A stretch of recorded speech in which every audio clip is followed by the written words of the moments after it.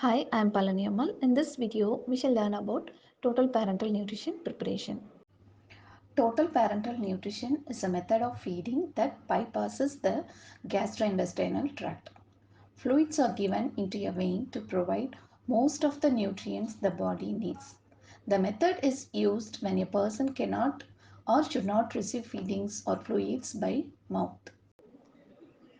So look at this scenario. 3 days old, very preterm, 29 weeks. Weight is 1.45 kg.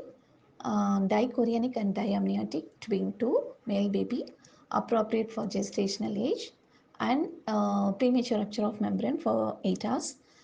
Respiratory distress syndrome, so babies receiving nasal CPAP support, and also feed intolerance, suspected necrotizing enterocolitis stage 2. The doctor advised to keep the baby on NPO till further order, and the advised to continue antibiotics injection peptides. So in this scenario, you just think what is the indication for total parental nutrition? Yes, the very strong indication is feed intolerance. If you are giving through oral or feeding tube, the baby is not going to tolerate. Also, babies having suspected necrotizing enterocolitis. So definitely this baby will be on NPO for more than 4 days or 5 days. So that is a very good indication for total parental nutrition. What is the fluid requirement for the baby? Already the doctors will write the how much is the fluid required for the baby. But even though as a critical care nurse, we must know about the fluid requirement for the particular baby. So for this baby, this is third day baby. So for this baby, the fluid requirement is 120 ml per kg per day. The baby's weight is 1.45. So 120 into 1.45 is equal to 174 ml per day.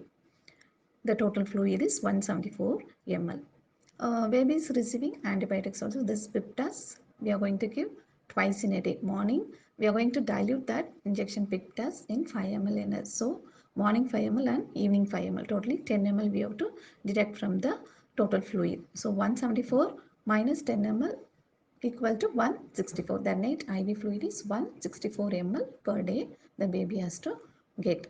So the total fluid is having the glucose infusion rate is 6.4. This also the doctors will calculate. Approximately it's coming 6.4. So why we need to know about the JR means, so if it is goes more than 12 percentage, we are not supposed to transfuse through peripheral line. Definitely we have to transfuse through central line or PICC line or umbilical vein because of the hyperosmolarity of the solution. The tissue will get damaged. So for that purpose, we should know how much is the GAR. What are the modes of administration of total parenteral nutrition? So through PICC line, central venous catheter, umbilical vein, we can administer if GAR more than 12 percentage. If you are administering through peripheral line means the GAR must be less than 12 percentage. So the ideal place to prepare TPN is under laminar flow. If laminar flow is not available, we have to create a designated area to prepare TPN under aseptic techniques. So the articles required for TPN preparation: sterile gloves, TPN filter, alcohol swab, dextrose 10% or 5%, 10% infant aminovan, injection potassium chloride, injection calcium gluconate, 3% sodium chloride, disposable syringes and needles. Before procedure, verify the physician order. Complete the calculation and counter check with senior staff. Check the expiry date and take injection only from legibly labeled container. Finally, you have to follow the rights of medication. That is, right patient, right drug, right dose, right route, right time, right documentation, right reason, etc. Let us see the procedure. Wash hands thoroughly. After drying, wear sterile gloves.